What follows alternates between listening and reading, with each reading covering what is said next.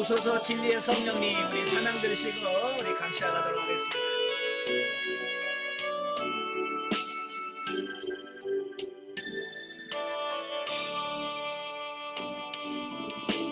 오소서 진리의 성령님, 이 땅은 들며 임하소서. 거짓과 탐욕 죄악에 무너지 우리 가슴 정케 하소서. 오소서 근대의 성령이 하늘 나르고 임하소서. 거룩한 불꽃 하늘로서 임하사 떠오르게 하소서. 주 영광이여 은혜 불꽃 타오르게 하소서. 진리의 말씀 이 땅 새롭게 하소서. 은혜의 강물 흐르게 하소서. 성령의 바람 이 땅 나게 불어와.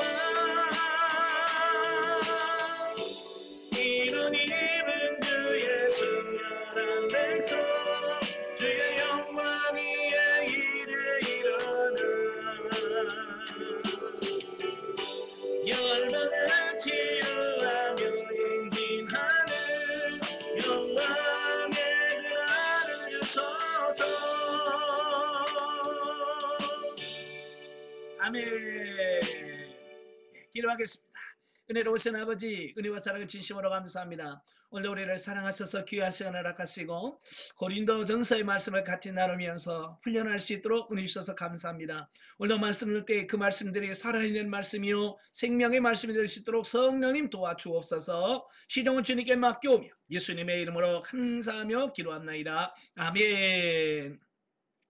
예, 이 시간은 우리 고린도전서 교재 135페이지입니다.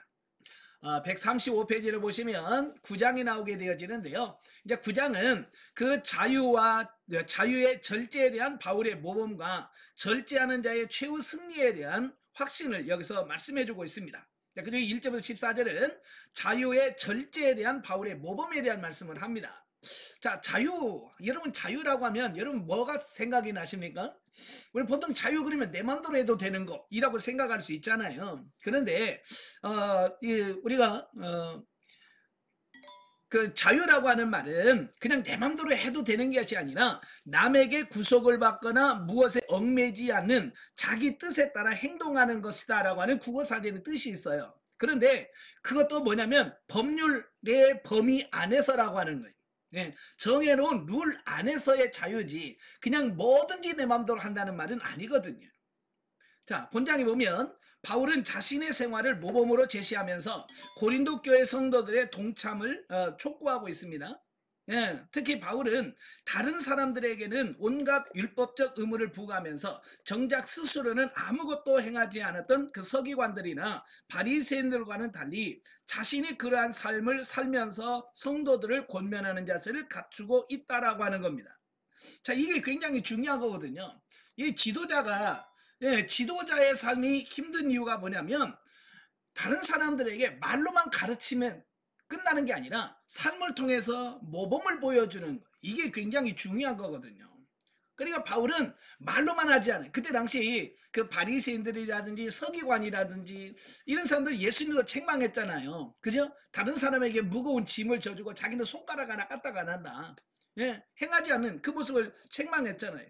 근데 바울은 그렇게 하는 것이 아니라 자기가 몸으로 보여주는 겁니다. 심지어 뭐라고 말하냐면 너희는 나를 본받는 자가 되라. 예, 내가 어떻게 사는지 나를 본받으라라고 자신 있게 말할 수 있었다고 하는 거예요. 아마 여러분 자녀들에게 신앙교회 가면서 야, 나처럼 신앙생활해 라고 자신 있게 말할 자신이 있나요? 예? 자신 있으세요? 그렇게 자신 있는 삶이 나와야 돼요. 아시겠죠? 자, 그래서 본문에서 바울은 자신이 사도로서 교회로부터 부양받을 권리가 있다는 사실과 그럼에도 불구하고 그 권리를 사용하지 않았다 이걸 말씀하면서 자유의 절제 원리를 설명하고 있는 겁니다. 예, 그러니까 바울은 자신이 사도로서 그 자기가 심호하는 교회에다가 자기의 사례비를 달라고 요구할 수 있는 권리가 있다라고 하는 거예요. 그죠? 예, 내가 이렇게 교회를 위해서 수고했으니까 너희도 나에게 사례를 줘라고 요구할 수 있는 권리가 있었고요, 고난도 있었다라고 하는 거예요. 그럼에도 불구하고요, 바울은 그걸 요구하지 않았다라고 하는 거예요. 예, 그래서 스스로 그걸 자기가 포기하고 내려놨다라고 하는 겁니다. 그러면서 뭐라고 말하냐면 진정한 자유라는 게 요거야. 내 권리, 내 의무 이거 다 찾아먹는 게 아니고 내가 그걸 스스로 내가 그걸 절제하고 양보하고 이렇게 내려놓는 이게 진짜 자유다라고 하는 그런 의미를 말씀해주고 있습니다. 예, 그러면서 바울은 자비랑 선교했잖아요. 그죠? 자기가 실제로 천막을 만들고 또 천막을 수리하면서 받은 그 돈을 가지고 자기 생활비를 쓸 뿐만 아니라 도리어 교회를 세우는데, 예, 거기다가 투자했단 말이에요. 예. 그러면서 뭐라 그래? 왜 그러면 바울이 그 사례를 요구하지 않았냐고 하면 바로 이 복음을 전하는데 방해가 될까 봐서 그랬다라고 하는 거예요. 예. 교회를 세우는데 예를 들어서 이런 거예요. 교회를 막 개척하는데 이제 믿음 없는 성도들이 주로 이루고 있는데 거기다가 내 사례비 얼마씩 내놔. 그러면 그들이 믿음이 없는데, 그죠? 믿음이 아직 신앙이 없어서 헌금도 뭔지 잘 모르는데 그들에게 헌금 요구하면 그들이 뭐라고 생각하겠어요? 야, 얘가 돈 받아 먹으려고 이 목회했구나 이렇게 생각할 수 있잖아요. 그죠? 그래서 바울은 전혀 그들에게, 성도들에게 물질적인 부담을 주지 않고 그들이 복음을 받아들일 수 있도록 하기 위해서 자기 스스로가 자비랑 선교했다라고 말씀하고 있는 겁니다. 예. 자, 여기서 바울이 이처럼 자신의 당연한 권리를 포기한 채 독신으로 지내면서 더구나 스스로 노동을 통해서 자비랑 선교에 힘쓰는 이유는 예수 그리스도의 복음을 전파하는데 아무런 장애를 받지 않기 위해서였다라고 말하는 겁니다. 예, 이 사역하는데 방해가 되지 않으려고, 장애가 되지 않으려고. 그래서 바울은 물질적 원조를 받으며 사역할 때 있을 수 있는 오해, 즉 복음이 혹시나 바울 자신의 생계를 위한 방편으로 오해되어서 믿음이 연약한 자들 가운데 혹시 시험 드는 자가 있을까 염려해서 자신의 사도적 권한과 인간적 권리를 기꺼이 포기했다라고 하는 것을 말씀해주고 있습니다. 그러니까 오늘날도 저도 이제 목회를 합니다만은 많은 분들이 오해하는 게 뭐냐면 다 먹고 살기 위해서 목회한다. 다 저도 먹고 살려고 하지라고 하는 그런 오해를 많이 받게 돼요. 예. 그래서 제가 처음 목회를 하고 교회를 개척한 다음에 제가 시골에, 고향 시골에 갔더니 그 동네에 제 친구 아버님, 부모님들이 뭐라고 말하냐면 교회 손님이 많어? 라고 근데 신앙생활 하니까 교회 손님 많아? 그래 손님이 많아야 그래도 먹고 살지. 이제 그러면서 어떻게든지 손님 많이 끌어. 예, 교회에 대해서 모르니까 그렇게 이야기를 하는 거예요. 예, 바로 그런 거예요. 그래서 전도를 하면 영혼을 구원하기 위해서 전도를 하는구나 이렇게 해야 되는데 많은 사람들이 뭐냐면 그리고 한 명 늘어야 또 수입이 늘지 이런 식으로 이해한다 그 말이 믿음이 없는 사람들이. 그래서 바울은 그런 오해를 통하여 복음을 전하고 교회를 세우는데 방해가 될까봐, 장애가 될까봐 아예 사례를 요구하지 않았다라고 하는 겁니다. 예, 이해가 되시죠? 예, 그래서 15절부터 23절에 보면 자유를 절제하며 사도직을 수행하는 바울의 궁극적인 목적에 대해서 설명을 합니다. 예, 왜 내가 그렇게 많은 권리를 주장할 수 있음에도 불구하고 그걸 다 내려놓고 내가 이렇게 자비랑 선교를 하느냐라고 하는 그 이유를 여기서 설명해 주고 있습니다. 예, 그래서 바울은 사도적 권한을 절제하고 사도직을 수행한 궁극적인 목적을 보다 구체적으로 제시하는데요. 바울은 자신이 예수 그리스도의 복음을 위해서 자신의 권한을 절제함은 물론 한 걸음 더 나아가 모든 사람이 종이 되었음을 말합니다. 사실 바울은 누구보다도 성숙한 믿음과 온전한 영적 지식을 갖고 있었기 때문에 예수 그리스도 안에서 참된 자유를 누리고 있었다. 하지만 그는 자신의 자유를 희생해서라도 다른 사람들을 구원하려고 하는 열망을 지니고 있었다라고 하는 겁니다. 예, 그러니까 어쩌든지 영혼을 구원해서 교회를 세우려고 하는 그런 목적이 있었기 때문에 그렇게 할 수 있었다라고 말하는 겁니다. 예. 그래서 그는 정통 유대인이면서도 율법을 알지 못하는 이방인에게는 복음을 전할 때는 마치 자신도 율법과 아무 상관없는 자처럼 처신을 합니다. 그리고 그들의 문화 상황에 스스로 적용시킵니다. 그래서 율법 없는 자들에게는 율법 없는 자들처럼 대하고, 또 유대인처럼 율법이 있는 사람에게는 자기도 스스로 율법이 있는 사람이 되어서 스스로 제사도 드리고, 예? 머리도 깎기도 하고, 예, 그렇게 함으로써 유대인들을 전도할 수 있는 그 길이 열려지길 위해서 그렇게 했다고 말입니다. 또 약한 자에게는 약한 자와 같이 행동했다. 자, 이런 바울의 태도는 할례 문제에 있어서도 구체화되는데요. 이방인이었던 디도에게는 할례를 억지로 베풀지 않았어요. 하지만 디모데의 경우는 루스드라에 거주하는 유대인들을 의식해서 할례를 일부러 베풀었다라고 하는 겁니다. 자칫 설명하면 이거 굉장히 이중적이지 않냐, 누구는 하고 누구는 안 하고라고 하는 어떤 그런 측으로 바라볼 수 있겠지만, 그게 아니라 디도는 완전한 이방인이에요. 근데 완전한 이방인은 할례를 해봐야 의미가 없어. 근데 디모데는 엄마가 유대인이란 말이에요. 근데 유대인은 부모 둘 중에 하나만 유대인이면 유대인이거든요. 그래서 디모데에게는 유대인으로 인식을 해서 유대인들에게 복음을 전하기 위해서는, 유대인들은 복음을 전할 때 할례 받았냐? 할례 안 받으면 상대를 안 하거든요. 그러니까 유대인들하고 상대를 하려면 할례를 받아야 돼. 할례를 받아야 그들이 대화를 할 수 있고 말하게 되고 교제가 가능해지는 거거든요. 그래서 디모데에게는 뭐 할례가 천국을 가고 뭘 이게 아니라 유대인들에게 복음을 전할 수 있도록 하기 위해서 디모데에게는 할례를 행했다라고 하는 거예요. 예, 이해가 되시죠? 예, 그래서 그는 복음 전파와 영혼 구원이라고 하는 대원칙에 충실하기 위해서 여타의 문제들에 대해서는 자신의 고집을 기꺼이 꺾을 줄 알았다라고 하는 겁니다. 그러니까 바울의 이런 처신을 보면 진리, 하나님의 말씀에는 목숨을 걸고 순교를 각오합니다. 그러나 비진리, 진리가 아닌 부분에서는요, 한없이 양보하는 거예요. 받아주는 겁니다. 제가 늘 강의 시간에 종종 얘기하잖아요. 예, 우리가 진리는 목숨 걸어야 되지만 진리가 아닌 부분에서는 우리가 양보해야 된다라고 하는 겁니다. 여러분, 교회 안에 다툼이 일어나고 어떤 이런 싸움이 일어날 때 보면 진리 갖고 싸우는 교회 저 별로 안 봤습니다.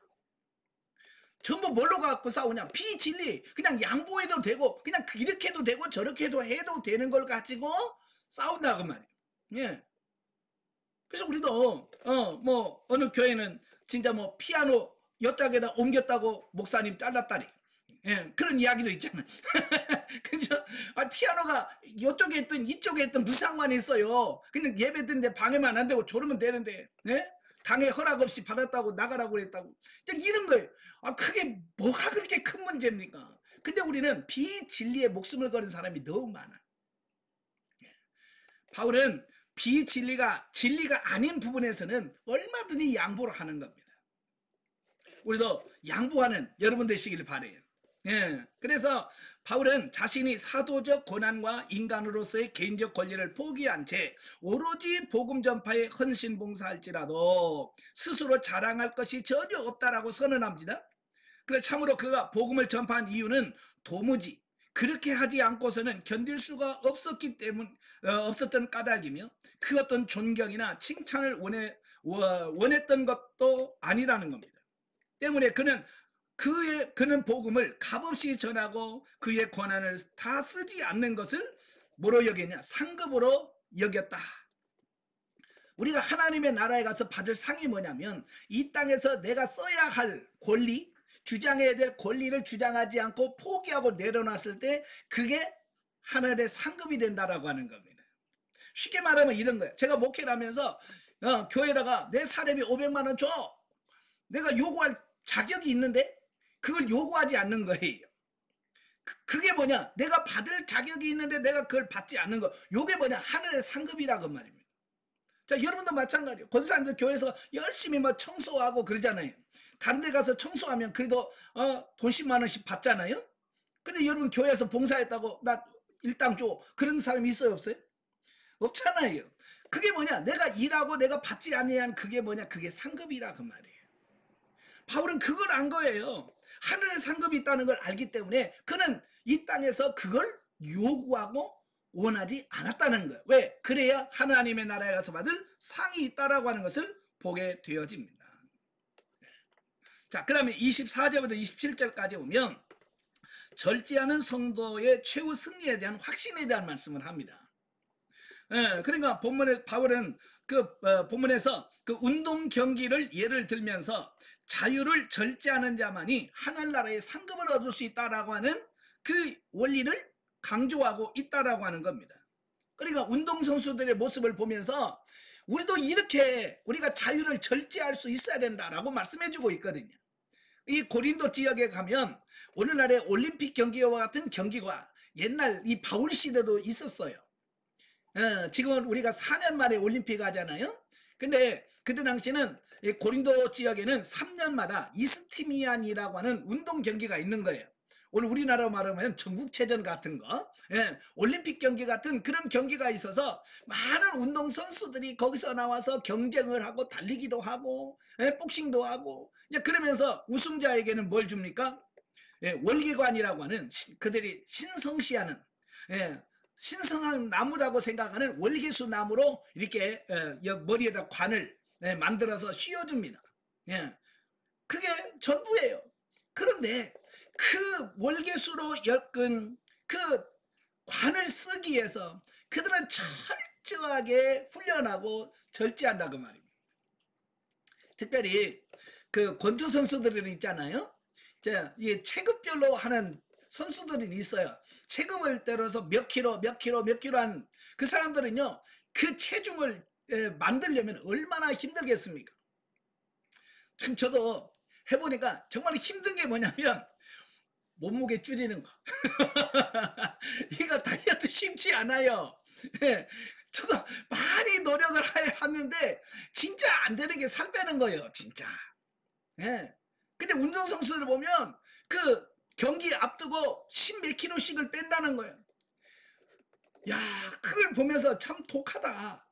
그런데 그들은 그 운동선수 경기를 하기 위해서라면 어때야 돼요? 그 피나는 훈련을 통해서 몸무게를 빼는 겁니다. 그 몸 체중을 맞출 때 얼마나 절제합니까? 얼마나 먹고 싶고, 얼마나 마시고 싶고, 얼마나 쉬고 싶고, 얼마나 놀고 싶겠어요. 그런데 어때요? 그걸 다 절제한단 말이에요. 왜? 그래야 상을 받을 수 있기 때문에. 그렇게 노력을 해야만 상급을 받을 수 있기 때문에 그들은 그렇게 최선을 다해서 절제한다는 거예요. 바로 이 운동선수들이 절제하는 모습을 비유를 들면서 야, 세상에 썩어져가는 면류관 업계에서도 이렇게 절제하고 이렇게 최선을 다한다. 너희는 뭐냐? 생명의 면류관을 얻기 위해서 일하는 자인데 그들만 못해갖고 되겠냐? 그 얘기를 하고 있는 거예요. 저도 가끔 하다 보면 기도하다 보면 힘들어요. 그죠? 기도하고 막 하다 보면 힘들어. 안 했으면 좋겠다. 이런 생각 들 때도 있거든요. 그럴 때마다 무슨 생각이 드냐면 참 그래 세상에서 썩을 면류관 얻기위해서도 저렇게 열심히 하는데 우리는 생명의 면류관을 얻고자 하는데 내가 이렇게 대충 해갖고 되겠는가. 스스로 나 자신을 채찍질합니다. 그렇게 해서 내 자신을 쳐서 복종시켜야 우리가 하늘에 가서 상급이 있지. 그렇잖아요? 대충 쉽게 가다 보면 하늘나라에 가서 무슨 상이 있겠어요. 여러분도 최선을 다해서 열심히 다 하실 수 있는 여러분 되시길 바랍니다. 결국 구원은 믿음으로 받어요. 구원은 믿음으로 받지만 상급은 여러분의 삶을 통해서 상급을 받습니다. 어떻게 살았느냐, 내가 얼마나 절제하고 내가 얼마나 내려놓고 얼마나 포기했는가, 이거에 따라서 상급이 달라지는 거예요. 그래서 여러분도 하늘나라에 가서 받을 상급을 위해서 최선을 다하는 여러분 되시길 바라요. 자, 138페이지 밑에 보시면 그러므로 그들은 운동 경기자가 상급을 얻기 위해 오직 목표점만을 바라보며 질주하듯이 세상적인 것들에 집착하지 말고 오직 믿음의 주요 온전케 하시는 예수님만 바라보고 생활하되 자기 자신의 몸을 철저히 복종시키는 절제의 삶을 살아야 한다라고 하는 겁니다. 그냥 운동선수 막 달리는 사람이 옆에 있는 거 구경 다 하고 옆에 사람은 대화 다 하고 그러면서 달리면 1등 하겠어요? 꼴등하지요. 그죠? 달리기 선수는요 오직 어디만 봅니까? 결승점. 내가 목표 어디까지 가야 되는 것만 바라보고 최선을 다합니다. 옆에서 뭐 사람이 뭐 춤을 추든 거기 신경 안 써요. 오늘 여러분도 마찬가지예요. 영성훈련을 통해서 여러분 영성을 세우는 게 여러분 목표라면 여러분 다른 거 보면 안 돼요. 오직 목표를 향해서 달려가셔야 돼. 아시겠죠? 예. 그래서 결국 영성은 뭐냐? 얼마나 자기 자신을 쳐서 복종시키느냐. 거기에 따라서 영성이 달라진다는 겁니다. 많이 절제하시고 다스리시고 승리하시길 바랍니다. 자, 10장으로 갑니다. 10장은 자유를 절제하지 않았던 이스라엘 민족의 패망의 역사의 교훈과 우상숭배 풍조의 영향에 대한 경고 및 결론적 권면에 대한 말씀을 해요. 1절부터 13절까지면 이스라엘 역사가 주는 자유 남용에 대한 교훈입니다. 그러니까 성경적인 근거를 대는 거예요. 너희 열조들이 이렇게 잘못해서 이렇게 망했잖냐. 너희도 그런 식으로 살면 너희도 망한다라고 하는 것을 보여주는 거예요. 예, 그래서 바울은 자신의 특권을 남용하고 죄악의 유혹에 너무 쉽게 넘어갔다. 멸망당한 이스라엘 백성들을 예로 제시하면서 고린도 교회 성도들로 하여금 자유나 특권을 남용하지 말아야 된다. 이걸 말씀해주고 있어요. 자, 구약시대 이스라엘 백성들은요 정말 엄청난 하나님의 능력을 직접 경험하고 체험함, 어느 누구도 맛보기 힘든 신령한 은혜를 누린 자들입니다. 그죠? 출애굽한 이스라엘 백성들은요 진짜 역사 속에서 그만큼 하나님의 능력과 은혜를 경험해 본 사람이 없습니다. 예, 그들은요 그 애굽 땅에 내렸던 10가지 재앙을 친히 그들은 목도한 사람들이에요. 여러분 10가지 재앙 중에 하나라도 본 사람 손 들어봐요. 예, 10가지 재앙 중에 하나도 경험해 본 사람 있어요? 하나도 없죠. 근데 이스라엘에서는 10가지 재앙을 다 경험했어요. 자기 눈앞에서. 그들은 또요 홍해가 갈라지는 기적을 친히 봤어요. 호렙산 반석이 쫙 쪼개지면서 생수가 솟아나는 걸 경험했습니다. 아침에 일어나면 만나가 쫙 땅에 깔려져 있는 걸 봤습니다. 고기가 먹고 싶다 그러면 메추라기가 막 날라와가지고 날 잡수하고 잡혀주는 메추라기를 경험했어요. 그렇게 많은 은혜와 모든 것을 경험했어요. 그럼에도 불구하고 뭔 줄 알아요? 그럼에도 불구하고 우리 같으면 어떻게 하겠어요? 그런 걸 경험했다면, 그 정도 경험했다면 우리는 정말 믿음에서 바로 서서 정말 하나님을 향한 믿음이 좋을 터인데 이스라엘 백성은 그러지 않았다는 거예요. 그렇게 많은 은혜를 경험하면서도 제대로 하지 못했어. 그래서 그들은 뭐예요? 우상숭배에 빠졌습니다. 그래서 금송아지를 만들었고요. 또 집단적 간음죄에 빠졌습니다. 예, 바알부올 사건이죠. 민수기 25장에. 또 고의적으로 하나님을 시험했습니다. 또 감히 하나님께 대하여 터무니없는 원망과 불평을 늘어놓았습니다. 그렇게 많은 것을 경험했음에도 불구하고 하나님에 대하여 신실하지 않았다는 거예요. 그래서 이스라엘 백성들은 하나님의 백성으로 특별히 선택된 자들이었음에도 불구하고 대부분 약속의 땅 가나안에 들어가지 못하는 징벌을 받고 말았다라고 하는 겁니다. 그죠? 그래서 1차 인구조사할 때 60만 3,550명이야. 군대 전쟁터에 나갈 군인들만. 예, 그러니까 얼마나 많은 사람이 있습니까? 그런데도 어때요? 그 중에서 여호수아와 갈렙 두 사람만 가나안 땅에 들어가고 나머지는 다 광야에서 죽었어요. 이걸 보면서 우리에게 뭘 말하냐면 은혜 받으면 뭐합니까? 그죠? 은혜 받으면 뭐요? 그렇게 살지 못하면 의미가 없다는 거예요. 여러분 영성 받는 거 중요하죠? 그냥 영성만 받으면 뭐합니까? 그 삶이 안 나오면. 그렇죠? 영성적 삶이 안 나오면 의미가 없어요. 우리가 영성훈련을 받는 것은 우리가 영성적으로 하나님 말씀대로 살자라고 하는 거예요. 삶이 나와야 돼. 사는 데까지 나오는 여러분 되시길 바라요. 자, 그래서 바울은 이러한 사실을 상기시키면서 구약시대 이스라엘의 신약시대의 교회를 예표하고 있다는 점을 염두에 두고 고린도 교회 성도들을 교훈하고 있습니다. 바로 그 이스라엘 백성들은 바로 오늘날 우리들의 모습을 그대로 보여준다. 그래서 예전 성경에는, 개혁 성경에는 거울로 주셨다는 말씀을 했거든요. 예, 거울로 주셨다. 지금은 본을 보여주셨다. 예, 본으로 보여주셨다라고 말씀하고 있거든요. 즉 다양한 은사와 영적 지식을 소유했다고 자랑하는 고린도 교인들 역시 스스로 교만해져서 도무지 절제할 줄 모르고 자신들의 자유와 특권을 남용하면서 마침내 그들도 광야 이스라엘 백성들처럼 멸망당하고 말 것이라고 경고를 하고 있다라고 하는 겁니다. 예, 고린도 교인들이 자기들 은사 받았다고 막 그걸 자랑하고 그걸 내세우면서 하고 있잖아요. 그죠? 근데 그 이스라엘 백성들은 그거 잘 관리 못하면 이스라엘 백성이 광야에서 망했듯이 너희도 망한다. 그걸 말씀하고 있고 바로 오늘 우리들에게도 동일한 교훈을 주는 겁니다. 우리가 제대로 하나님의 말씀대로 살지 아니하면 많은 은사를 받고 능력을 받았다 할지라도 그게 우리를 구원할 수 없다라고 하는 것을 말씀해 주고 있는 거예요.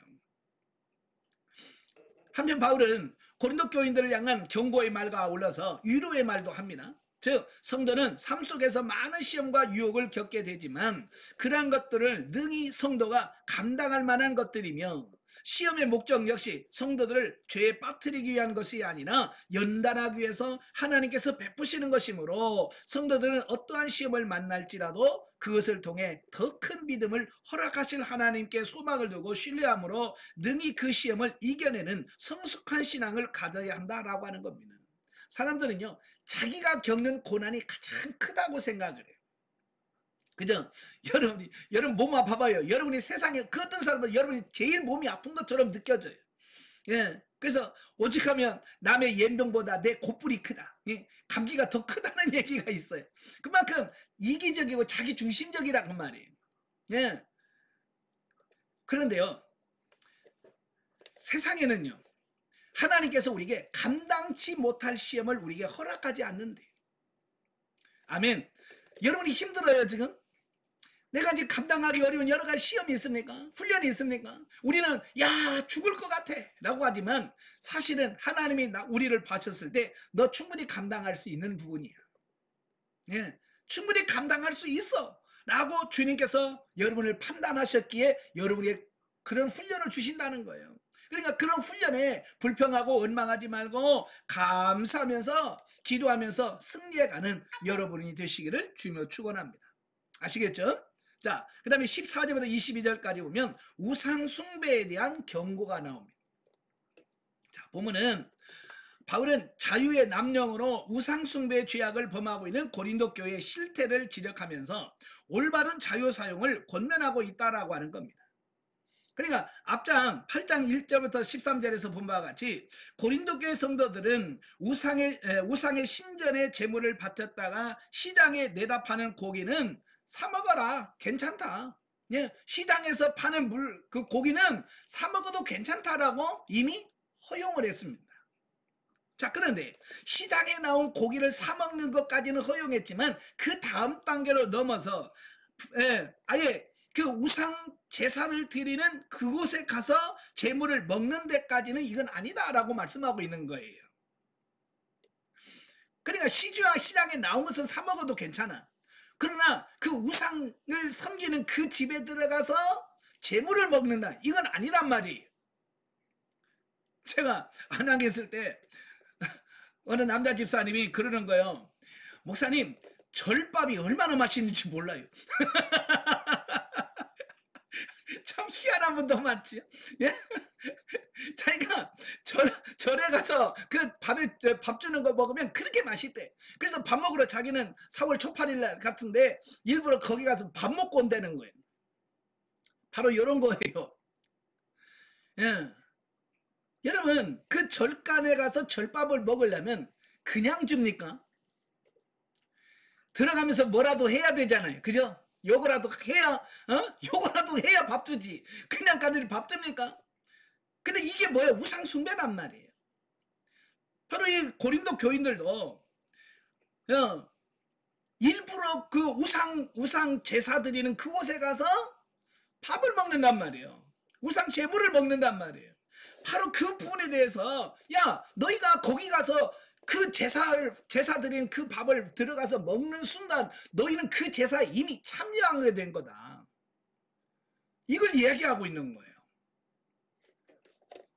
무슨 말이 이해가 되시죠? 예. 그래서 밑에 보시면 한편 바울이 고린도 교회 성도들이 범하고 있는 우상 숭배의 죄를 지적함에 있어서 제사하는 논리는 구약시대 이스라엘 백성들이 성전의 제사 의식에 참여하여 제물을 먹는 것은 궁극적으로 하나님을 경배하고 그분과 교제하기 위함이며, 신약시대 성도들이 교회 성찬예식에 참여하는 것 역시 예수 그리스도의 신비한 연합을 이루고 주님과 더불어 교제를 나누기 위함이다. 그러니까 우리가 성찬식을 참여할 때 그냥 우리는 떡 하나 먹고 포도주 마셔. 그것이 끝이 아니라 그걸 마심으로 주님이 내 안에, 내가 주님 안에 거하는 이런 신비적인 연합이 일어나는 거예요. 단순히 포도즙이 아니에요. 예.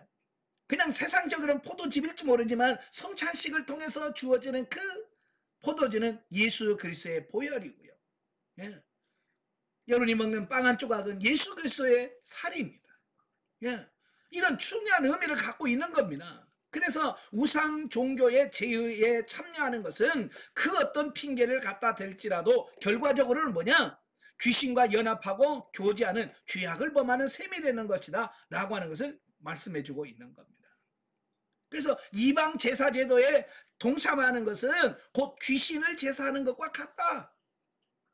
아시겠죠? 예. 그러니까 절간에 가서 절밥 먹는다는 이야기는 결국 내가 귀신의 그 제사를 참여하는 자가 된다. 그 말과 같은 거라는 말이에요.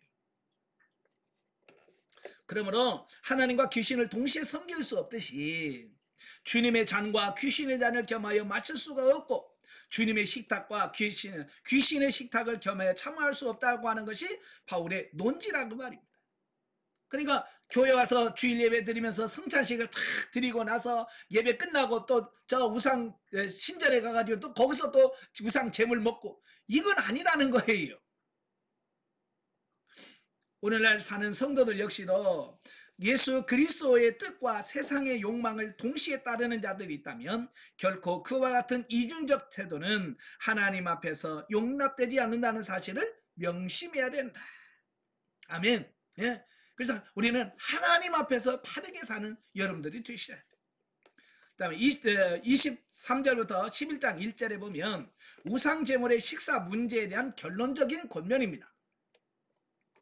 자, 보면은 8장 1절부터 시작되어진 우상제물에 관한 그 모든 말씀의 이제 결론적인 부분이에요. 네, 우상제물에 대한 결론에 해당되는 부분인데요. 바울은 지금까지 논의된 우상제물을 먹는 문제가 그리스도인의 자유와 밀접한 연관이 있는 바 모든 것이 가나 모든 것이 유익한 것이 아니다라고 하는 전제하에 그리스도인의 행동 원칙을 두 가지로 요약해서 제시하고 있습니다. 예. 자, 여기서 중요한 게 뭐냐면 우리가 예수 믿는 사람은요 모든 것을 할 수 있는 자유가 있습니다. 그죠? 여러분들 죄질 자유 있습니다. 예? 뭘 할 수 있는 자유 다 있어요. 그 자유가 없어서 안 하는 게 아니에요. 자유가 있지만 우리는 그 자유를 절제하는 것 뿐이거든요. 그래서 대원칙 두 가지를 말씀해 주는데 첫째가 뭐냐? 그리스도인은 언제나 자기보다 다른 사람의 유익을 우선적으로 추구해야 된다라고 하는 겁니다. 자, 그리스도인들의 생활, 모든 생활의 대원칙 첫 번째가 뭐냐? 자기 유익보다 다른 사람의 유익을 위해서 해야 된다. 예. 근데 우리가 많은 사람은 이기적이잖아요. 자기중심적이잖아요. 그래서 자기 먼저 챙긴다고 말이에요. 그러나 이제는 우리는 그렇게 살면 안 되는, 자기를 챙기지 말고 다른 사람을 챙기라고 말이에요. 참 교회에서 저는 이제 목회를 하다 보면 참 별의별 일들을 참 많이 나. 예를 들어서 교회에서 부활절이라든지 추수감사절이라든지 이럴 때 보면 떡을 한단 말이에요. 교회에서 떡을 했어. 떡을 해서 성도들도 나눠주고 자 그래요. 그래서 떡을 먹고 남으면 그 떡을 남은 거 가지고 또 나눠주기도 하고 자 이런단 말이에요. 그런데요 가끔 보면 아예 시작도 안 했어. 이제 떡이 왔어요. 그러면 먼저 챙기는 분들이 계셔. 어차피 남으면 다 같이 갈 거니까 먼저 챙긴다고 성도들 먹기도 전에 행사도 하기 전에 먼저 자기 거부터 챙기는 분들이 있어요. 여러분들은 그러면 없으시겠죠? 예, 그건 안 되는 겁니다. 설령 그 행사를 하고 떡이 남았다 할지라도 내가 가져가야지 그러면 안 돼요. 예, 우리 권사님, 집사님 영성훈련 받으실 정도 되면 물론 나도 먹고 싶지만 먼저 뭐에는 다른 사람을 챙기는 사람이 되셔야 돼요. 교회 안에 어려운 분들이 있는지, 예, 혼자 사는 분은 없는지 이런 부분을 봐서 그분들을 먼저 챙겨드리고 그리고도 남으면 자기 거 챙길 수 있지만 먼저 자기 거부터 챙기면 안 된다. 무슨 말이 이해가 되시죠? 예, 그래서 바울은 다시 우상 제물 식사 문제를 거론하면서 그리스도인은 자유롭기 때문에 비록 그것이 우상 제물이라 할지라도 꺼리낌 없이 감사함으로 먹을 수 있으나 만일 우상 제물을 먹는 것이 아직 영적으로 성숙하지 못한 자들의 양심에 영향을 미쳐서 실족해 할 가능성이 있다면 먹지 않는 것이 그리스도인의 미덕이요 그의 자유를 올바르게 사용한 것이다 라고 말씀하고 있는 겁니다. 그러니까 내가 중심이 되면 안 돼요. 내 기준, 내가 먹고 싶은데 뭐 내가 마시고 싶은데 라고 말하면 안 된다고 말입니다. 이걸 함으로써 다른 사람에게 어떤 영향을 끼치는가 이걸 보셔야 돼요. 제가요 저희 초등학교 동창들이 1년에 한두 번씩 만납니다. 예, 자 그러면 그 동창들이 만나면 두 파로 쫙 나뉘어져요. 우리 이제 보통 주류파하고 비주류파라고 그래요. 동창들면 주류파는 술 먹는 친구들, 비주류파 술 안 먹는 친구들 이렇게 둘로 이렇게 나뉘어요. 그래서 동창들이 가서 앉으면 야 비주류 저리 가. 그래서 술 안 먹는 친구들만 한쪽으로 모이고 술 먹는 친구들 이렇게 모인단 말이에요. 자 그러면 이제 술 먹는 친구들 중에서 저한테 야 너 목사지? 내가 앉아 내 술 한 잔 받아. 이제 그런단 말이에요. 네, 약올린이라고. 예. 자 그러면 옆에서 야 얘 목사야 술 못 먹어 얘. 술을 못 먹는다고 얘기를 해요. 얘는 술을 못 먹어. 제가요 술을 못 먹는 게 아니에요. 제가 술을 못 먹어서 안 먹는 게 아니라 저는 얼마든지 술을 먹을 자유가 있고 술을 먹을 수 있어요. 원래 권씨들이 술을 잘 먹어요. 예, 술을 먹어도 그냥 한두 병 마시는 게 아니고요. 옛날 괴짝으로 갖다 먹는 게 권씨들이에요. 그러니까 내가 술을 못 먹어서 안 먹는 게 아니라 나는 얼마든지 먹을 자유도 있고 먹을 수도 있지만 하나님의 영광과 다른 사람에게 좋지 못한 영향을 끼치기 때문에 내가 안 먹는 것 뿐이에요. 이게 절제하는 거예요. 예. 아마 여러분도 다 술 드실 수 있죠. 예. 그러나 그것이 내가 그걸 먹음으로 인하여 다른 사람에게 좋지 않은 영향을 끼친다면 안 먹는 거예요. 예. 그래서 바로 이제 그런 부분인 거예요. 다른 사람을 실족하게 한다면 내가 내 자유로 인하여 다른 사람을 실족하게 하고 다른 사람이 상처를 받게 된다면 차라리 안 하겠다 그 말이에요. 무슨 말인가 이해가 되시냐? 예. 그래서 지금 많은 현대인들은 이기적인 생각을 갖고 있기 때문에 자 이런 부분들을 잘 이해가 안 될 거예요. 왜? 내가 하고 싶은 대로 하면 되죠 라고 생각할 수 있지만 성경은 그게 아니에요. 내 유익보다 다른 사람의 유익을 위해서 결정하고 살아야 된다라고 말씀해주고 있습니다. 그래서 심지어 뭐라고 말하냐면 내가 고기를 먹는 것 때문에 내 형제가 시험당한다면 나는 죽을 때까지 고기 안 먹겠다. 누가 말한 거예요? 바울이 그런 얘기를 하는 거예요. 예, 나는 괜찮아 나는 뭐 먹을 거야 먹든지 말든지 이러면 안 된다 그 말이에요. 내가 뭔가를 마시고 먹음으로 인하여 그게 하나님께 영광이 안 되고 그 사람에게 시험거리가 된다면 그것은 나를 위해서가 아니라 그 사람을 위해서 내가 포기할 줄 아는 이게 필요한 거예요. 자, 하나 예를 들면 자 여러분 제가 벤츠 승용차 제일 좋은 거 2억짜리를 타고 다닌다고 생각해 봐요. 개척교회 목사인데 개척교회 목사인데 2억짜리 2억이 넘는 벤츠를 타고 다닌다면 여러분 어떻게 생각할 것 같아요? 그게 좋게 영향을 끼치겠어요? 안 좋은 영향을 끼치겠어요?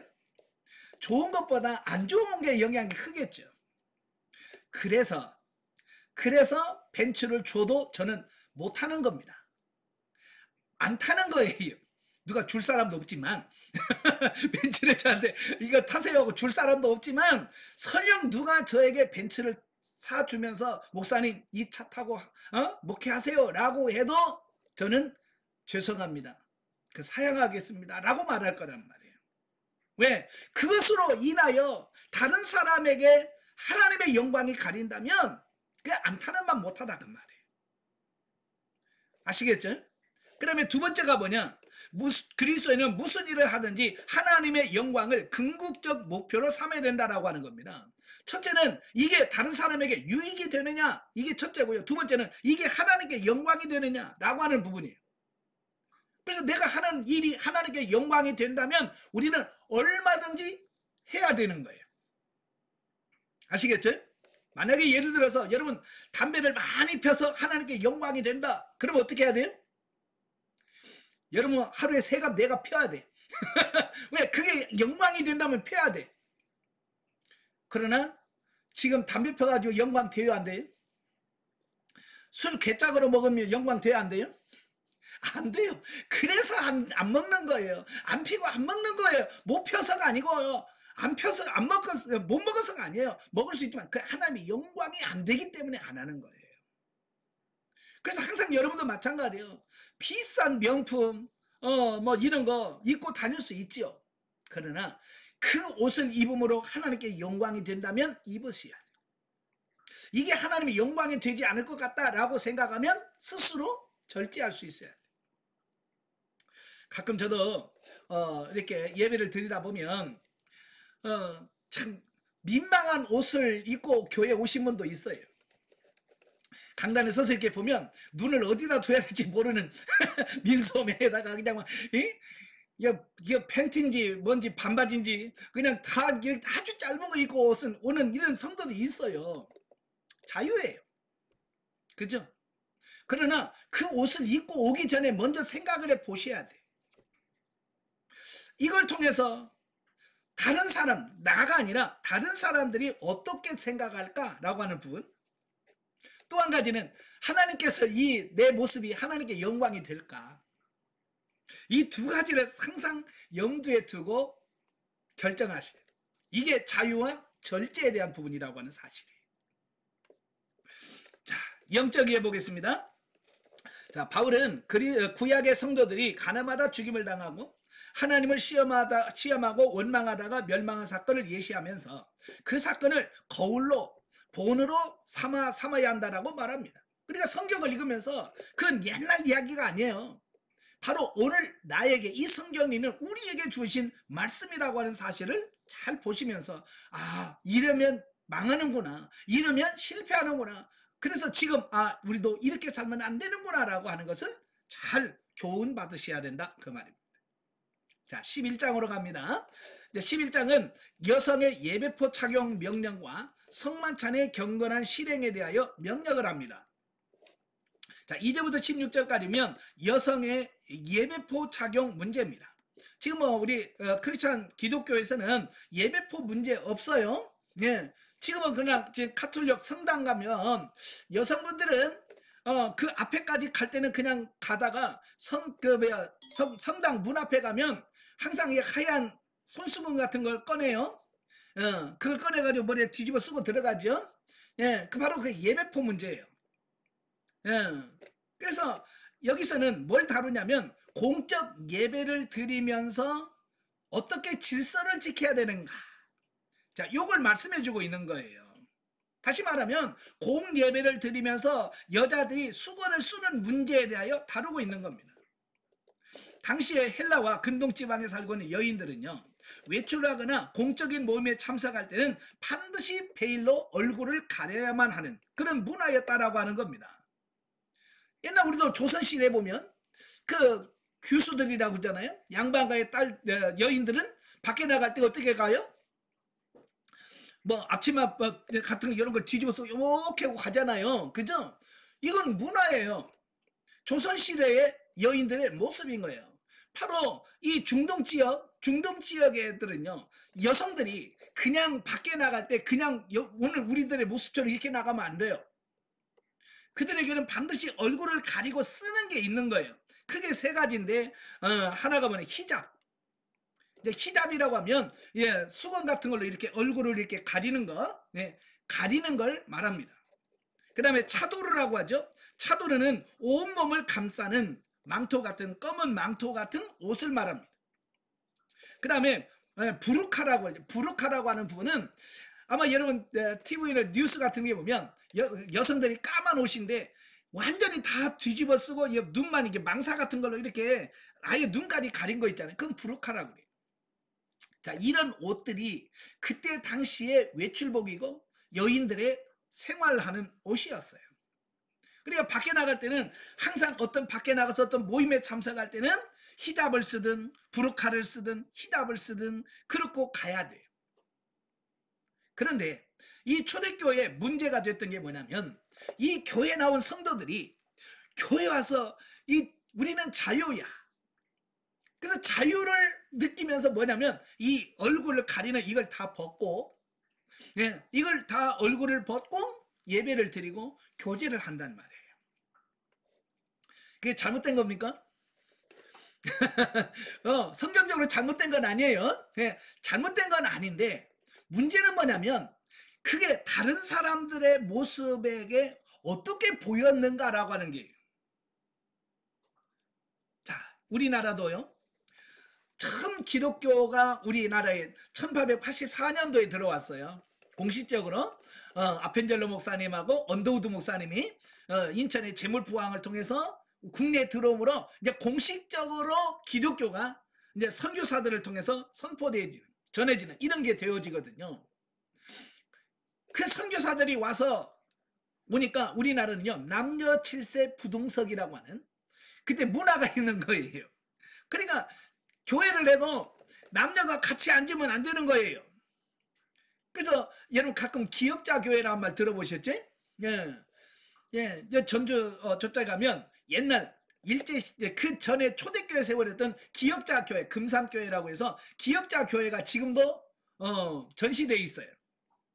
기역자 교회가 있어가지고 남자는 요짝, 여자는 요쪽 그래가지고 예, 서로 남녀가 따로 앉아가지고 저 구석에만 당이랑 목사님이 서서 설교를 하고 남자와 여짝을 보고 남자와 여자는 아예 안에서 만나지도 보지도 못하게. 그게 우리 한국교회의 문화였어요. 그러다가 시간이 조금 흘러가니까 어떻게 했어요? 예, 큰 예배당 같은 데다가 가운데다가 천막을 쳤어요. 가운데 천막을 치고 왼쪽에 남자, 오른쪽에 여성들이 앉아서 예배를 드렸어요. 그러다가 어느 순간에 가니까 이 천막이 없어졌어. 천막은 치워졌는데 여전히 자리는 남자석, 여자석. 여러분 언제부터 교회 다니셨어요? 천막 있을 때 교회 다니신 분. 여러분 그래서 신식이신 분들이에요. 네, 저는 어렸을 때 교회 다녔는데 저도 어렸을 때 갔지만 천막은 없었고요. 남자석, 여자석 구분할 때부터 다녔어요. 그러니까 교회 앞에까지는 저도 이제 어머니랑 손잡고 가다가 교회 앞에 가면 이제 여자가 들어가는 문, 남자가 들어가는 문이 달라. 너는 저리 들어가. 그 어머니가 너는 저리 들어가. 그래서 나는 왼쪽에 문을 두 개 문인데 그 남자들이 들어가는 문을 통해서 들어가고 어머니는 오른쪽으로 들어가서 거기 앉고 나중에 예배 끝나고 나와서 만나고 그랬단 말이에요.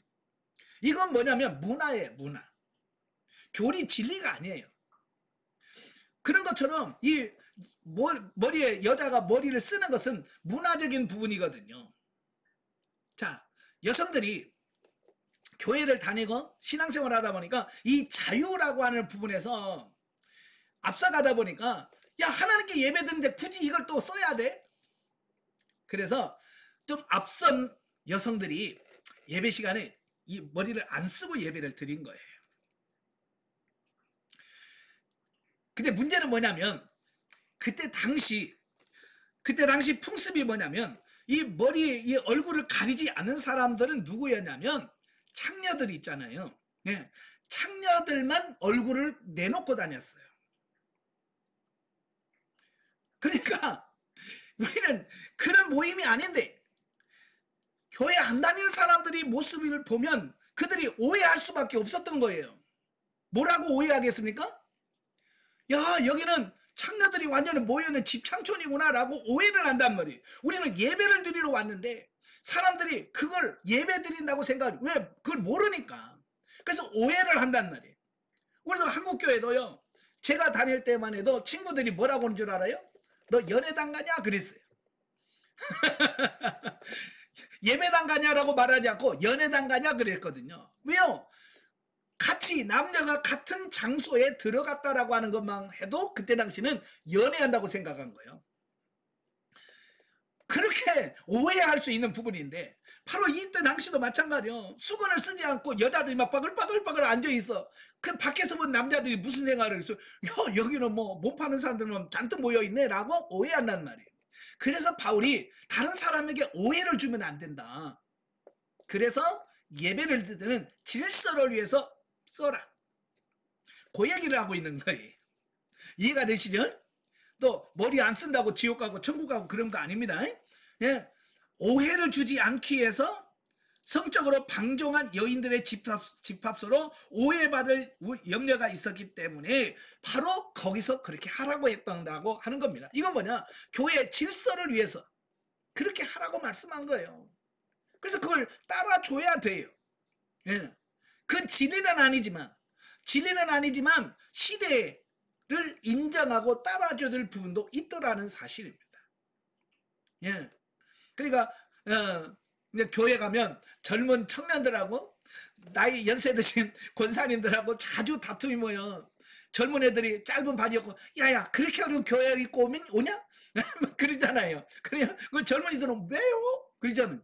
근데 그거 가지고 어르신들하고 젊은 청년들하고 갈등이 생겨지는데, 자, 그렇게 뭐라고 하기 전에 스스로가 먼저 내가 젊더라도 그런 부분들을 조심해야 될 필요성은 있더라라고 하는 겁니다. 아시겠죠? 예. 그 다음에 또 여러 가지 보면 또 여성은 교회에서 잠잠해라. 자, 어떤 그런 부분도 있잖아요. 그죠? 그건 다 문화적인 차원에서 이야기를 하고 있습니다. 그래서 이런 부분들은 여성 해방 운동을 하시는 분들은 바울에 대해서 굉장히 안 좋게 생각을 합니다. 예, 왜? 바울은 여성을 완전히 무시했다는 거예요. 인권을 무시했다라고 표현합니다. 여러분, 그게 아니라 그때 당시에 사회적인 이런 문화적인 이런 부분들을 이해를 하고 본문을 보시면 바울은 진짜 획기적인 여성 해방 운동을 하신 분이 누구냐면 바울이에요. 왜냐면요, 그때 당시는요, 여성들이 앞에서 일하거나 주도적인 역할을 하는 게 아니었어요.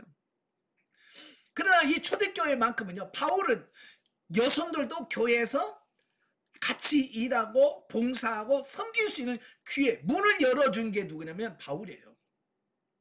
그 전에는 그 누구도 그런 여성을 교회에서 같이 일하는 동역자로 생각을 안 했어요. 예. 그렇지만 요즘의 시각으로 보면 이건 말이 안 되는 거죠. 그죠? 그렇지만 그때 당시만 해도요, 굉장히 완전한 개혁이었다라고 하는 것을 보게 돼요. 자, 그래서 우리가 이 본문을 보면서 항상 우리는 시대를 잘 볼 수 있는 어떤 이런 부분도 필요하다라고 하는 겁니다. 그래서 성경은 그 시대의 옷을 입고 나옵니다. 그래서 복음도 항상 그 시대의 옷을 입고 나가는 거거든요. 그러니까 그 시대를 정확하게 잘 깨닫고 알아야만 바르게 이해할 수 있다라고 하는 겁니다. 자, 그래서 우리는 보면은 첫째, 성도가 성경적 가치관이나 삶의 방식을 포기한 채 세속적 풍조에 동화되는 것도 잘못이지만 그렇다고 해서 완전히 세상과 등지고 살려는 태도 역시 잘못되었다라고 하는 것을 우리에게 말씀해주고 있습니다. 두 번째로 성도는 비록 자신의 개인적 욕구가 정당한 것일지라도 교회 공동체 유익을 손상시키는 일이라면 기꺼이 포기할 수 있어야 된다. 내가 아무리 하고 싶어도 이게 교회 유익이 안 되거나 그러면 어떻게 해야 돼요? 포기할 수 있어야 된다. 그 말이에요. 자, 그 다음에 17절에서 34절까지 보면 이 고린도 교회 첫 번째 문제가 예배품 문제가 나왔고요. 두 번째로 뭐냐면 성만찬에 대한 부분이에요. 성만찬에 대한 문제가 발생했는데요. 이 성만찬은 오늘날의 성만찬하고 많이 달라요. 이 초대교회 성만찬은 식사를 겸한 공동 식사를 겸한 성만찬이었어요. 예. 그래서 성도들이 교회 올 때에 자기가 먹을 예찬을 다 준비해 가지고 싸웁니다. 예. 그래서 성찬식을 할 수 있는 떡과 포도주를 다 자기 집에서 싸가지고 오는 겁니다. 자, 그런데 이 교회에서 성도들이 다 경제적으로 똑같은 건 아니잖아요. 다 가난한 건 아니고 교회에서는 좀 부자가 있고 가난한 사람도 있고 이 섞여 있잖아요. 그러니까 이 부자가 돈 좀 있으면 자기들이 조금 생각을 해서 가난한 사람들 좀 배려하고 싸우고, 네? 그래서 그들을 나눠주고 하면 얼마나 좋겠어요. 근데 그게 안 되는 거예요. 그러니까 부자는 많이 싸워가지고 막 잔뜩 먹고 술을 너무 많이 먹고 술에 취해가지고 하고 가난한 사람은 아예 굶고 이런 모습들이 나오게 되어지는 거예요. 그러니까 바울의 입장에서는 야, 이건 성찬의 의미가 아니야. 이건 성찬이 예수님이 말한 그런 성찬은 아니야 라고 하면서 그걸 책망하고 있는 겁니다. 예. 그래서 이건 성만찬은 배부르라고 먹는 게 아니야. 예수 그리스도의 죽음과 예수 그리스도의 부활을 기념하고 기념하면서 지키는 거지 성만찬이지. 이건 배부르라고 취하라고 마시는 건 아니잖아. 제가 의정부에서 전도사 때 어느 여집사님이 교회 다니기 전에 술을 좀 많이 마셨던 분이 그분이 저한테 와서 전도사님 이게 술잔이 너무 작아요. 성만찬 할 때 그 잔이 너무 작잖아요. 그분이 하는 말이 이건 공식적으로 교회에서 술 마시는 날인데 너무 작아요. 그 목사님에게 말씀해가지고 좀 큰 거 있잖아요. 클라스, 뭐 맥주 클라스 이런 데다가 좀 줘야 좀 먹는 기분 나지. 이게 너무 작아서 이거 뭐 맛도 모르겠습니다. 이러면 여러분 술 마시라고 공식적으로 술 마시는 날이 아니에요. 성만찬은 예수 그리스도의 보혈을 기념하고 묵상하고요. 주님과 하나 되는 시간이죠. 그래서 이런 예찬의 본래 취지와 의미를 정확하게 알고 행하는 게 중요한 거예요. 그래서 바울이 그 부분을 보고 엄하게 책망을 하는 겁니다.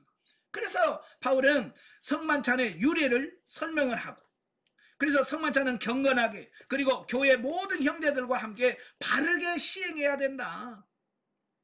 이걸 강조하고 있습니다. 그리고 성만찬은 뭐냐? 인간들끼리 먹고 마시며 즐기는 행사가 아니라는 거예요. 예수 그리스도께서 자신의 살과 피를 희생 제물로 바친 사건을 기념하는 정말로 엄숙하고 거룩한 예식이라고 하는 거예요. 그래서 성만찬에 참여하는 자들은 주님의 십자가의 공로를 힘입어 자신이 구원을 얻었다는 사실에 감사하면서 나 같은 죄인을 위해서 주님이 죽으셨습니다. 그 은혜에 대해 감사하면서 이제 내가 주님을 위하여 충성하고 헌신하겠습니다라는 그 각오와 결단으로 참여하는 게 성만찬이에요.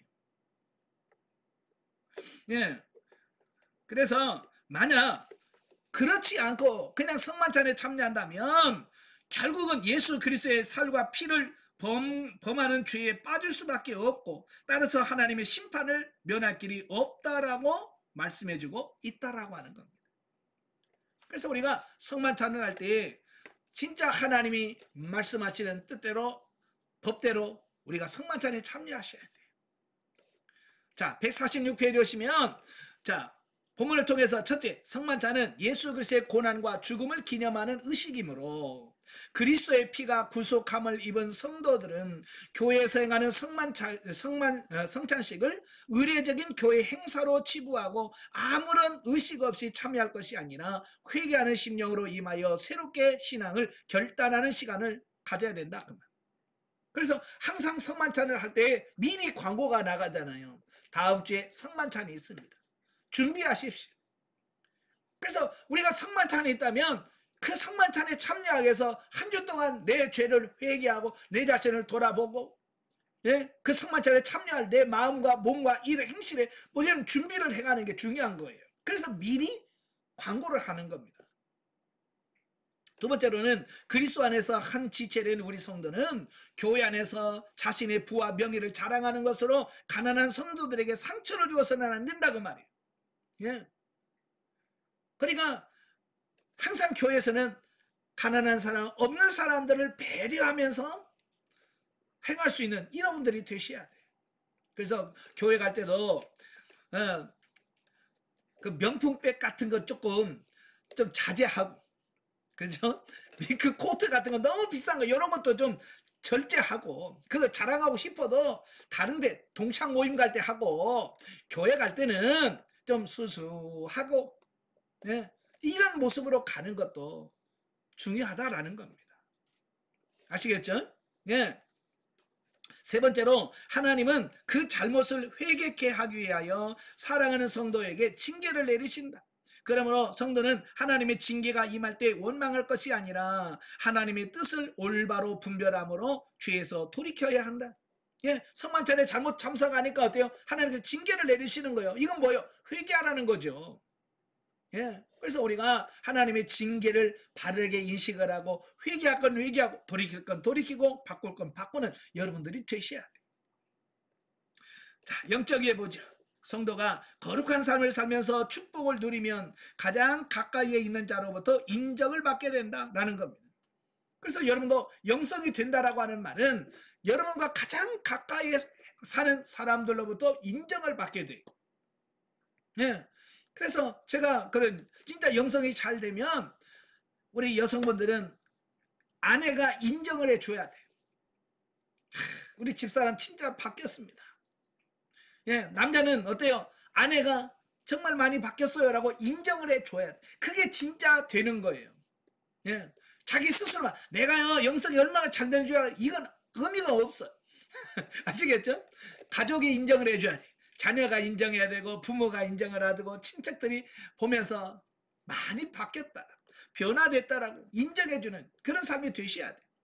그래서 사도 바울과 같이 자기를 본받아 주의 뜻을 따라 살라고 말할 수 있을 만큼, 예, 나를 본받아라 라고 할 만큼 좀 여러분도 변화되는 여러분 되시길 바랍니다.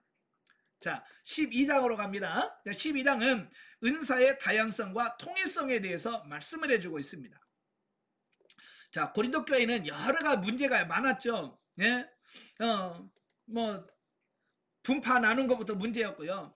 특히 예배에 관한 문제에서 첫째 예배표 문제가 있었고요. 그 다음에 성만찬 문제가 있었고요.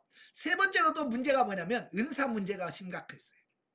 예, 은사 문제가 심각했어요. 그래서 은사에 대하여 사도 바울이 은사를 말씀하는 부분이 12장이에요. 그래서 12장은 우리가 보통 은사장이다 라고 하는 별명이 붙어 있습니다. 자, 본장에서 교회 공적 예배는 물론 교회 생활 전반에 있어서 각종 은사의 질서 있는 활용을 권면하고 있는데, 바울이 이처럼 넓은 지면을 할애하여 은사 문제를 언급한 것은 그만큼 고린도 교회의 문제가, 은사 문제가 심각했다, 그걸 말씀해주고 있는 거예요. 예, 그래서 이 고린도 교회 문제가 뭐냐면, 고린도 교회는요 기도를 많이 해서 은사가 많이 나타난 교회예요. 예, 은사가 얼마나 많이 나타나냐면 그 에베소 교회, 에베소에서 브리스길라와 아굴라가 누구를 만납니까? 아볼로를 만나잖아요. 그죠? 아볼로를 만났을 때 브리스길라와 아굴라 부부가 그 아볼로를 보니까 지식은 많은데 성령을 경험하지 못했다는 것을 알잖아요. 그죠? 성령을 체험하지 못한 분. 그래서 브리스길라와 아굴라가 이 아볼로를 소개시켜준 교회가 어디냐면 고린도 교회예요. 네, 고린도 교회는 은사들이 아주 충만하게 나타나는 교회였다는 겁니다. 근데 문제는 뭐냐면 그 은사를 하나님이 주신 목적대로 잘 활용했으면 이 고린도 교회가 너무 좋았겠지만 이 은사를 바르게 활용하지 못했어요. 잘못 활용했단 말이에요. 이 은사를 어떻게 활용하냐면 자기가 받은 은사가 최고라고, 내가 받은 게 최고야 라고 해서 자기를 자랑하고 자기를 내세우고 자기와 똑같지 않은 사람 배척하고, 그러니까 이 은사 때문에 교회에서 분열과 혼란을 야기시켰다라고 하는 겁니다. 예. 제가 아까도 말했지만 은사는 받는 것도 중요하지만 더 중요한 게 뭐냐면 받은 은사를 어떻게 사용하면서 하나님께 영광을 돌릴 것이냐라고 하는 것이에요. 다시 말하면 은사 잘못 활용하면 차라리 안 받는 것만도 못하다. 그죠? 예. 은사 가지고 문제를 일으키면 차라리 은사를 안 받은 것만 또 못하다 그 말이에요. 그러니까 여러분들도 은사를 받는 것도 중요하지만 정말 하나님의 뜻대로 잘 활용하는 것도 중요하다 그 말입니다. 그래서 바울은 본서를 통해서 영적 은사의 기원을 1절에서 3절에서 밝혀줍니다. 그리고 은사의 다양성은 4절부터 11절에 이렇게 말씀해주고 있는데요. 자, 여기서 은사에 대한 바른 이해를 통해서 교회가 하나 되도록 촉구하고 있다는 겁니다. 사실 아무리 큰 은사를 소유한 자라 할지라도 그것이 성령께로부터 말미암는 것이라는 사실을 깨닫지 못하고 자신뿐만 아니라 다른 사람들이 지닌 은사도 성령으로부터 비롯된 것임을 인정치 않는다면 독선에 빠지게 되고 영적 특권 의식을 갖게 되어져. 예. 그래서 결국은 뭐냐면 성령님을 모독하는 처사가 된다. 여러분, 은사의 주체는 내가 아닙니다. 내가 아니고 은사의 주체는 성령님이셔요. 성령님이 은사를 주시고 성령님의 은사를 나타나게 하시고 성령님의 은사를 통해서 역사하시는 게 성령님이에요. 내가 아니란 말이에요. 근데 우리는 은사가 나타나면 마치 은사를 행하는 내가 대단한 것처럼 이게 나를 드러낸다는 말입니다. 절대 그러시면 안 됩니다. 예, 은사는 내가 나타나는 게 아니라 나를 통해서 역사하시는 성령님, 그분이 나타나야 되고 그분이 영광을 받도록 해야 된다 그 말입니다. 아시겠죠? 예. 그래서 성령께서는 각 사람이 지닌 개성에 따라서 각각 다양한 은사를 베풀어 주시는데 어떤 이들은 말씀과 관련한 은사를, 다른 이들은 믿음의 능력과 관련된 은사를, 또 다른 이들에게는 방언과 관련된 은사를 주시더라 그 말입니다. 이건 뭐래? 하나님의 주권에 의해서 주시는 거예요. 예. 하지만 다양한 은사들은 제각기 다른 목적을 갖고 있는 것이 아니라 오직 하나의 공통적인 목적을 갖고 있어요. 방언, 통역, 예언 뭐 다 있잖아요. 이건 뭐냐? 공통적인 하나의 목적을 가지고 있어요. 그게 뭐냐? 곧 은사의 근원이신 성령님께서 원하시는 뜻을 성취하는 것이라고 합니다. 이게 은사는 모두가 다 내가 원하고 내가 원하는, 내가 바라는 그것을 위해서 쓰는 것이 아니라 성령님이 원하시는 뜻을 이루어드는 게 목적이라. 아시겠죠? 물론 여기서 성령님이 원하시는 뜻이라는 게 뭐냐? 교회의 유익과 또 덕을 세우는 것이다 라고 하는 겁니다. 그러니까 은사를 사용할 때 항상 두 가지를 따져야 돼. 첫째 뭐냐? 교회 유익이 되느냐? 이 은사가 교회 유익이 되느냐? 그 다음에 덕을 세울 수 있느냐? 이 두 가지를 보셔야 돼. 그래서 여러분들이 교회에서 은사를 활용하다가 야 이거 교회 유익이 안 되겠다 싶으면 어때요? 여러분의 은사를 절제할 수 있어야 돼요. 예, 가끔 오면 이제 교회마다 다양성이 있잖아요. 어느 분이 저한테 와서 이런 말을 해요. 자기 교회는요 소리내서 기도하면요 난리 납니다. 자기 교회는 죽은 교회래. 그래서 저 영성을 말하면서 뭐라고 말하냐면 저한테 와서 목사님 제가요 방언 받았으니까요 우리 교회 가서 한번 확 뒤집어 버릴래요. 자기가 방언 받고 교회 가서 그냥 조용한 금요일에 가서 한번 와다다닥 해가지고 교회를 오늘 뒤집어 버리겠대. 그게 맞는 말입니까? 예, 은사는 두 가지를 보라 그랬잖아요. 이게 교회 유익이 될 거냐 이게 덕이 될 거냐 이 두 가지를 보고 하라는 말이에요. 그냥 여러분이 아무리 교회에서 여러분 방언으로 기도하고 싶어도 그 교회가 소리내서 기도하지 않는 교회라고 한다면 거기서는 절제해야 돼요. 아시겠죠? 조용히 기도하는 교회 가서는 조용히 기도하고 뭐 우리 교회처럼 이런 막 그냥 막 같이 부르짖어 기도하는 교회라면 마음 놓고 기도하시고 이렇게 해서 그 교회의 상황에 맞춰서 행할 수 있어야 돼요. 아시겠죠? 그러니까 하나님께 주신 선물이라도 잘못 활용하게 되면 덕이 안 돼요. 자, 그런 의미에서 모든 성령의 은사는 통일성을 갖고 있다라고 하는 겁니다. 자, 두 번째 12절부터 27절까지면 몸과 지체의 비유에 대해서 설명합니다. 자, 본문에서 바울은 은사의 다양성과 통일성을 몸과 지체를 비유함으로써 설명을 합니다. 그러니까 여러 가지 은사가 있는데요. 이 고린도 교회 성도들이 뭐냐면 자기가 받은 은사만 최고라고 여기고 그것만 자랑하고 다른 사람을 인정을 안 하는 거예요. 예, 예를 들어서 방언 받은 사람은 너 방언 못하지, 방언이 최고야. 뭐 그러면서 자기가 받은 것만 최고라고 여기고 다른 사람이 받은 은사를 무시하는 어떤 이런 상황에서, 그러니까 서로 자기를 무시하니까 기분 좋겠어요? 예? 안 좋죠. 그러니까 거기 가지고 또 분쟁하고 서로 싸우고 다투는 거예요. 이건 하나님의 뜻이 아닌데. 그래서 사도 바울은 은사는 각기 다르다, 다양하다, 그렇지만 이것이 하나가 돼야 된다, 이걸 설명합니다. 그걸 설명하면서 비유를 들어서 우리 몸을 지체를 비유 들어서 설명하는 겁니다. 우리 몸에 보면 여러 가지 지체가 있지 않냐.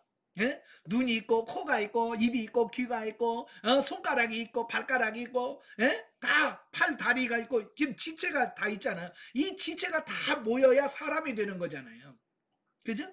각자 역할이 다 다른 거예요. 눈이 하는 역할이 다르고 코가 하는 역할이 다르고, 예? 손가락이 하는 역할이 다르고 발가락이 하는 역할이 다 다르다는 말이에요. 그래서 각 그 역할을 제대로 자기 역할을 감당해 줘야 건강한 육체가 되어질 수 있는 거예요.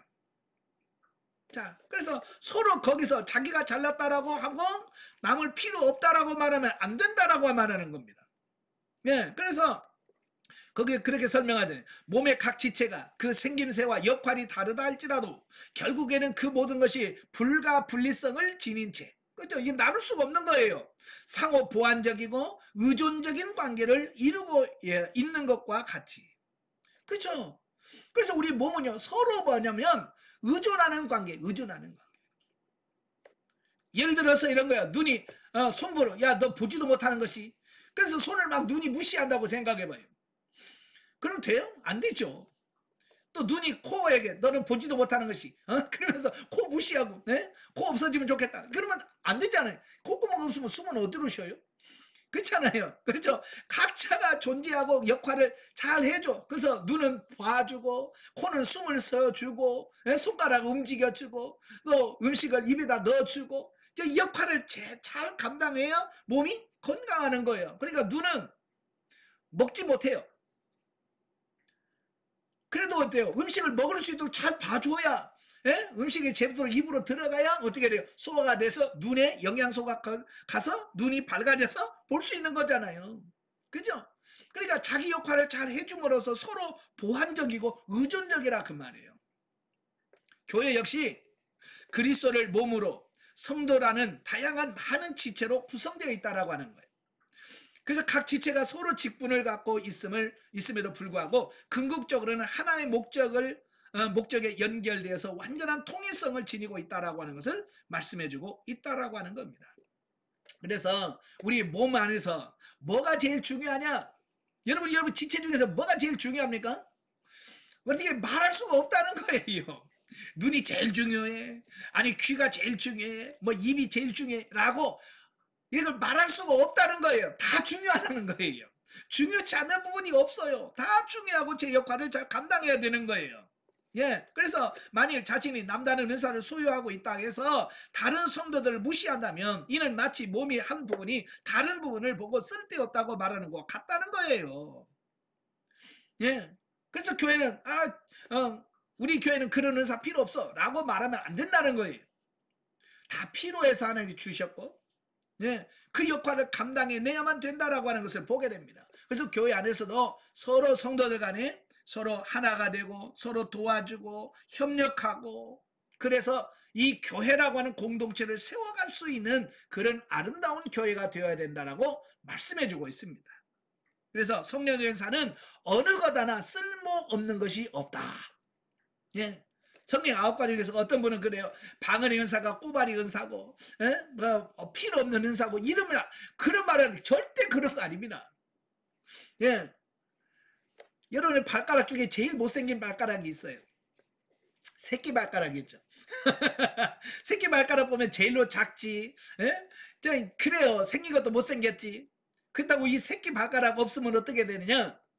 여러분, 달리다가 브레이크가 안 밟혀요. 우리가 가다가 쓰고 싶을 때 딱 쓰잖아요. 이 새끼 발가락이 있기 때문에 여러분 쓰고 싶을 때 쓰는 거예요. 만약에 새끼 발가락 2개 잘라내봐요. 가다가 서야 되는데 이게 브레이크 안 들어 하면서 계속 가다가 꽝 가는 거예요. 이렇게 필요 없는 것처럼 보이지만 필요 없는 게 아니야. 하나님은 필요해서 만든 거예요. 그러니까 어찌 보면 방언 교회에서 필요 없는 것 같지만 하나님 필요하니까 만들어 놓은 거거든요. 그죠? 그러니까 서로 다른 사람한테 뭐 그런 거 필요 없는 은사라고 말하면 안 된다 그 말입니다. 이해가 되시죠? 자, 그래서 모두가 교회를 굳게 하고 모든 사람이 덕을 세우기 위하여 주어진 것임을 명심하지 않으면 안 된다. 그 다음에 28절 31절까지 오면 한 그리스도 안에서 다양한 직분과 은사에 대한 말씀을 나눕니다. 그러니까 앞에서 몸과 지체의 비유를 통해서 교회의 유기체적인 통일성과 공동체적 의식을 강조하면서 다양한 은사가 교회 안에서 교회 유익이라는 한 목적으로 사용된다 함을 암시한 바울은 이런 본단락에서 보다 구체적으로 당시 초대교회에 주어졌던 대표적인 은사와 직분들을 열거하면서 그 모든 것이 절대로 우열이 존재하는 할 수 없다는 것을 다시 한번 강조합니다.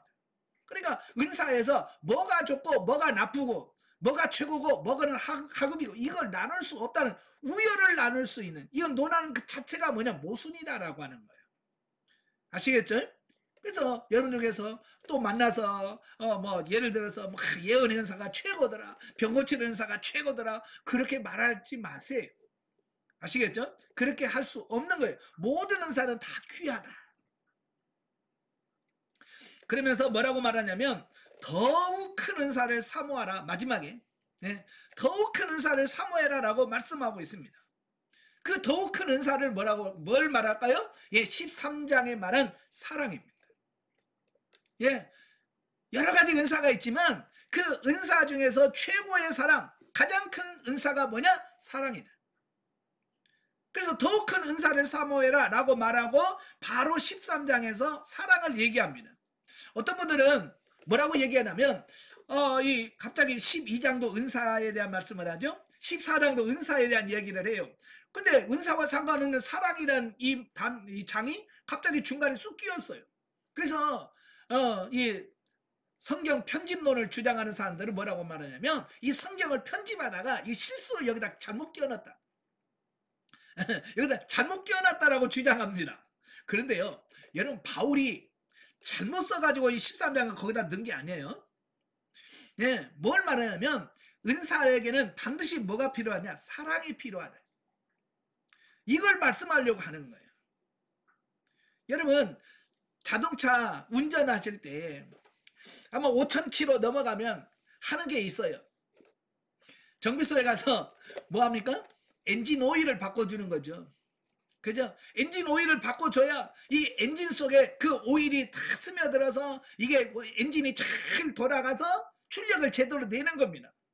근데요, 안양에 있을 때 그 목사님이 차는 운전하면서 뭘 몰랐냐면 이 엔진 오일을 교환하는 걸 몰랐어. 엔진을 해야 된다는 걸 모르니까 그냥 굴러다니니까 계속 타고 다닌 거예요. 근데 어느 날 시내 가다가 차가 갑자기 서버렸어. 턱 하고 서가지고 엔진이 꼼짝도 안 해. 그래서 그 정비소에 가니까 엔진오일 언제 갈았어요? 그러니까 뭐 가는 게 뭔데요? 그러니까 엔진오일을 차를 산 다음에 한 번도 보충도 안 하고 갈지도 않은 거예요. 그러니까 엔진오일이 다 없어가지고요, 말라가지고요, 이 엔진이 달라붙어버린 거예요. 그러니까 엔진 전체를 갈아잖아요. 엔진을 쓸 수가 없으니까 엔진 전체를 다 드러내고 새로운 엔진을 넣어야 돼요. 여러분, 엔진이 돌아가려면 윤활유가 있어야 돼요. 바로 은사가 돌아가려면 뭐가 있어야 된다고요? 사랑이 있어야 돼요. 네, 사랑이 있어야 은사가 은사다워지는 겁니다. 그래서 잘못된 것이 아니라 의도적으로 12장과 14장 사이에 13장 사랑장을 집어넣음으로써 은사가 되어지려면 사랑이 필요하다. 이걸 말씀해 주시면서 12장을 마무리하는 겁니다. 그래서 여러분들도 영적으로 더 성장하고 성숙해지셔서 하나님이 원하시고 하나님 기뻐하시는 여러분의 교회가 되길 주님으로 축원합니다. 기도하겠습니다. 은혜로우신 아버지 감사합니다. 고린도 교회에 여러 가지 문제들이 있지만 그 문제에 대하여 사도 바울이 친절하게 말씀하십니다. 그래서 그 교회가 그 사도 바울의 말씀을 통해서 변화되어져 가고 새로워져 갑니다.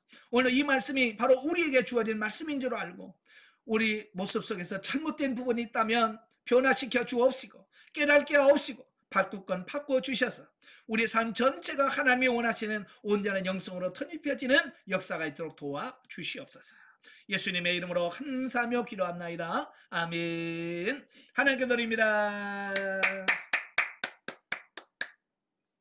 네, 수고하셨습니다.